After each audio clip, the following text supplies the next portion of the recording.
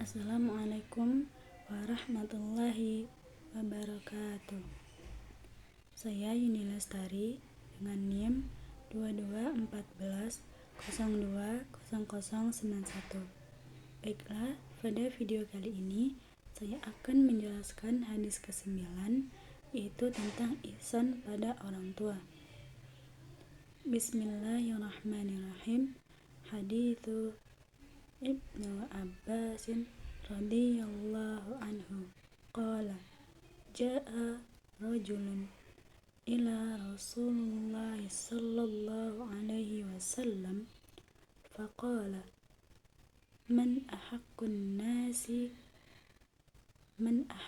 nasi bihusni sahabati qala ummuka qala thumma man qala thumma ummuka qala thumma man qala thumma ummuka qala thumma man qala thumma abuka. Hadis dari Abu Hurairah radhiyallahu anhu. Datang seorang laki-laki kepada Rasulullah sallallahu alaihi wasallam, maka dia berkata, siapakah yang lebih pantas dari manusia yang baik pergaulan persahabatan? Maka Rasul menjawab, ibumu. Dia berkata, kemudian siapa? Rasul menjawab, ibumu. Dia berkata, kemudian siapa? Kemudian Rasul menjawab, ibumu. Kemudian ia bertanya lagi, kemudian siapa? Kemudian Rasul menjawab, bapakmu. Baiklah, ada beberapa mufradat dalam hadis ini. Yang pertama, qala berkata, jaa datang, rajulun laki-laki, ila kepada, faqala maka dia berkata, man siapa, hakku yang berhak, ummuka ibu, abuka ayah. Maka baiklah, selanjutnya yaitu penjelasan hadis dari ke-9 ini, yaitu ihsan kepada kedua orang tua, yang mana hadis ini menjelaskan bagaimana berbuat baik kepada orang tua, bergaul dengan baik terhadap orang tua. Dalam hadis ini juga dijelaskan bahwa yang membedakan derajat atau tingkatan seseorang untuk berbakti kepada anak, kepada orang tua, yang mana hadis ini memprioritaskan untuk berbakti kepada bukan hanya kepada ibu saja, namun hendaklah kita juga berbakti kepada ayah, karena kita harus berbakti kepada kedua orang tua kita tanpa membeda-bedakan, baik itu seorang ayah maupun seorang ibu, yang mana mereka memiliki peran yang sama dalam mendidik kita. Adapun dalam hadis ini terdapat perbedaan pendapat, bahwa dalam hadis ini Allah Subhanahu wa taala membedakan derajat atau tingkatan kebaikan seseorang anak pada orang tuanya, yang mana dimana dalam hal ini mesti seorang anak mendahulukan ibunya terlebih dahulu. Jadi kita harus mendahulukan ibu kita dahulu, kemudian barulah ayah kita. Itulah dalam hadis ini disebutkan bahwa ibu disebut atau diulang dalam 3 kali, kemudian barulah ayah kita.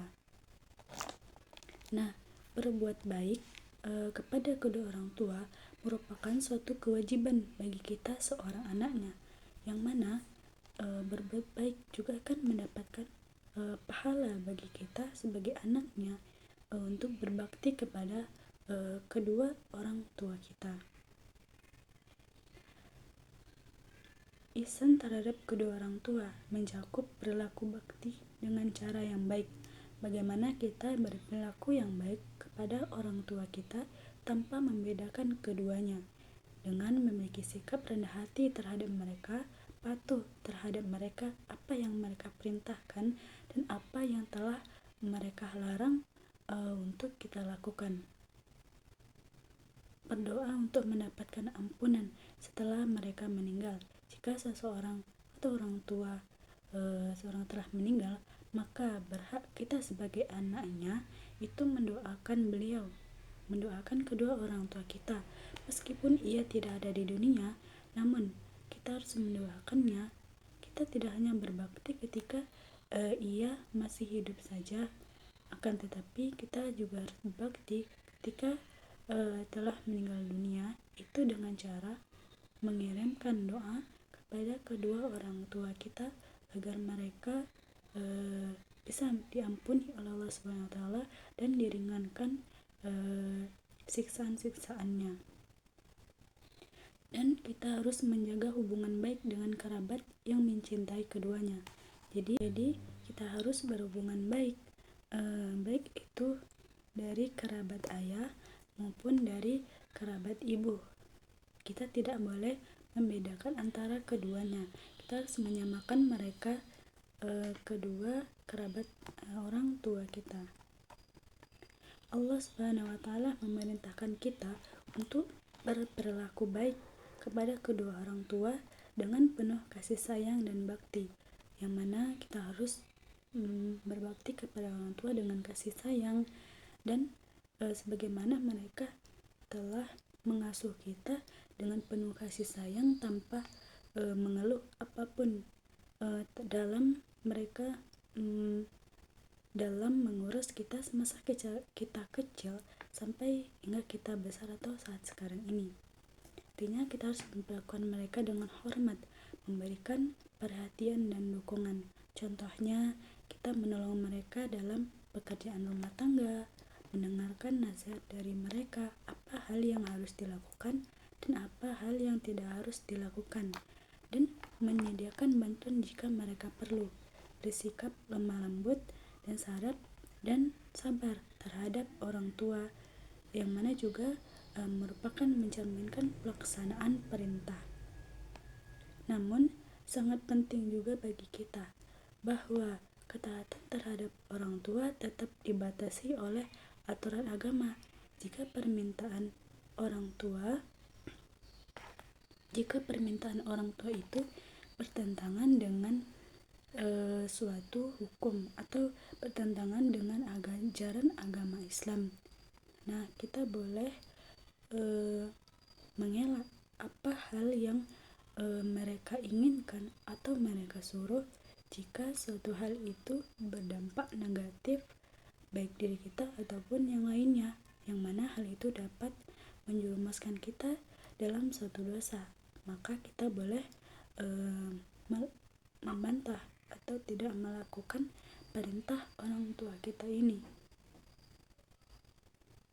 yang mana ketaatan kepada Allah itu harus diutamakan tanpa mengurangi rasa hormat kepada orang tua, yang mana tentunya hal yang pertama itu, hal yang utama adalah taat kepada Allah Subhanahu wa taala.